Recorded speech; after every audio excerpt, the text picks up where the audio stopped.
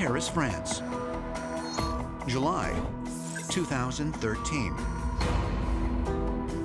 Scientists announced the discovery of an entirely new class of extremely large microbes called Pandora viruses. Up to 94% of the Pandora virus genome has nothing in common with any other life form on Earth. These very large viruses, the Pandora viruses, they have a very high frequency of genes that basically don't correspond to any other genes in other organisms that we know of. While seemingly alien, Pandora viruses do share one thing in common with all life on Earth: DNA. Those who endorse panspermia say that this supports a key part of their hypothesis, namely that all life in the universe is based on DNA, and therefore that life on Earth is closely related to life everywhere. If DNA is present throughout space, and we are a product of that DNA, and that other species elsewhere in the galaxy are also the result of the same DNA, then very clearly there's some kind of symbiotic relationship between all of us. If all life in the universe is based on DNA, then aliens would be closely related to humans. Is this why so many abductees report that their alien abductors are so interested in human genetic material? Many abductees have talked about how they were taken on board UFOs and subjected to medical experimentation.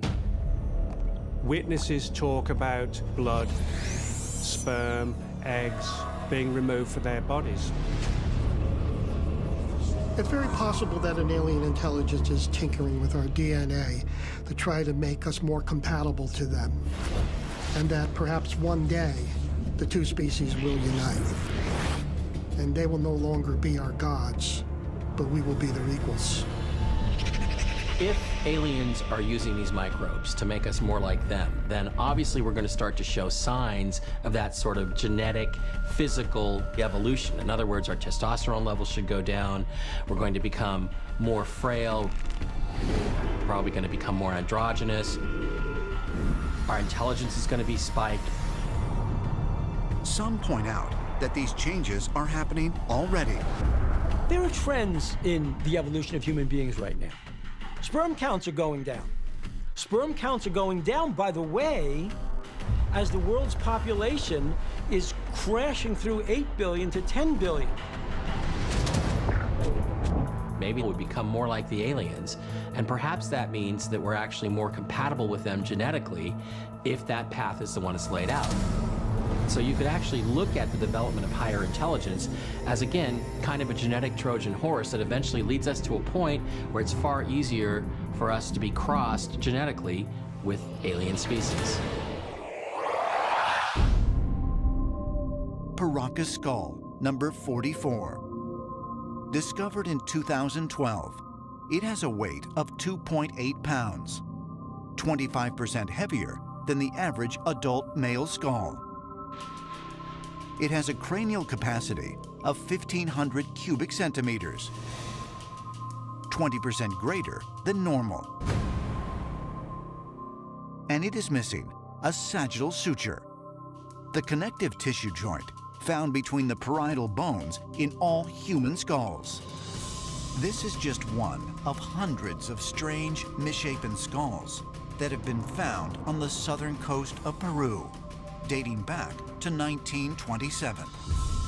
It was at this time that archaeologist Julio Teo first excavated a massive burial complex, thought to have been built by the Paracas people who lived in the region from 800 BC to 100 BC. Julio C. Teo was the father of Peruvian archaeology. And in the 1920s, he discovered mummy bundles, and in each mummy bundle was a person with an elongated skull. They were buried in family mausoleums, in some cases as deep as 30 feet into the bedrock. Mainstream archaeologists say The elongation is most likely the result of head binding, which involves wrapping the heads of infants while their skulls are still soft in order to change the shape. It is a practice found in numerous cultures throughout the world that dates back thousands of years. But why would people desire to elongate the heads of their children? Ancient astronaut theorists suggest that head binding originated with primitive humans who were attempting to imitate the appearance of extraterrestrial visitors. But according to researcher Brian Forster, the assistant director of the Paracas History Museum, head binding would not account for the other anomalies that the Paracas skulls exhibit. About 5% of the elongated skulls that we find in Paracas are so complex in shape and size that it's hard to believe that they're the result of any form of cranial deformation or head binding. Not only are they elongated vertically, but also the eye sockets are much larger than normal.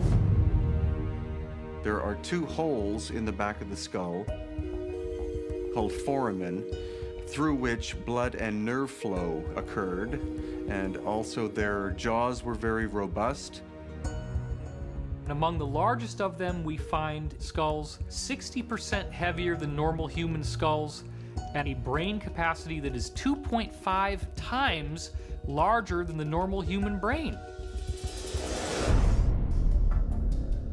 But if these elongated skulls were not the result of the ancient practice of head binding, then just who or what were these mysterious beings?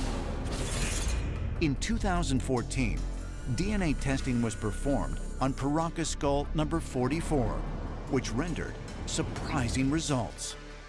Some initial DNA testing has been done, and the results, according to the geneticist, are quite startling. There were certain segments of the DNA that didn't match anything known to be human.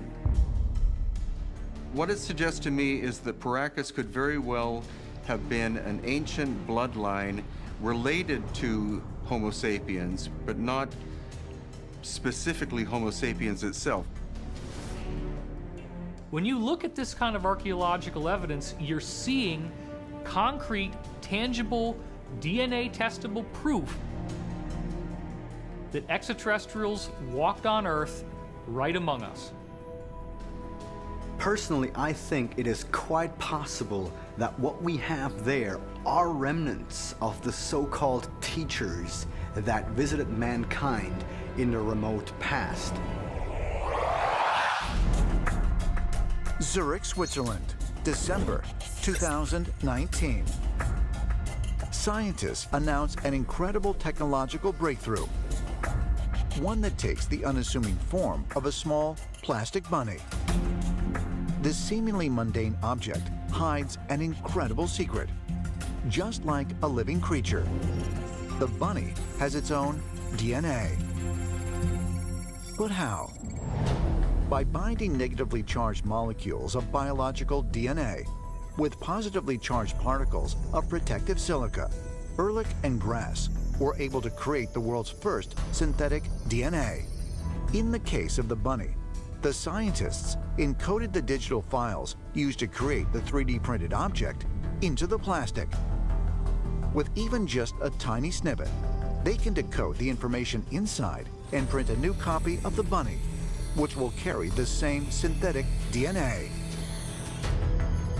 What makes this breakthrough particularly significant is the fact that it has the ability to store massive amounts of data.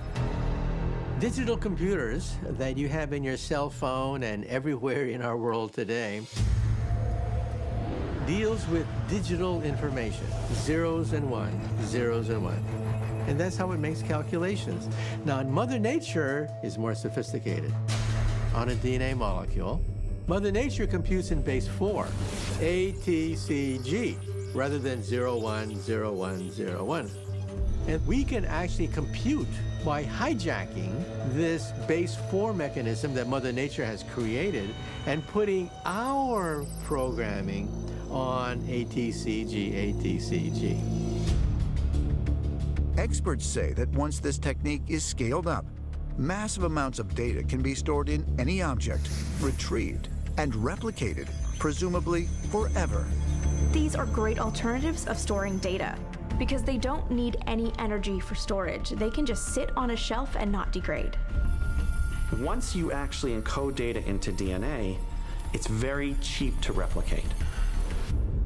So you can put petabytes of data into a droplet of DNA and then make 1 billion copies of it very inexpensively.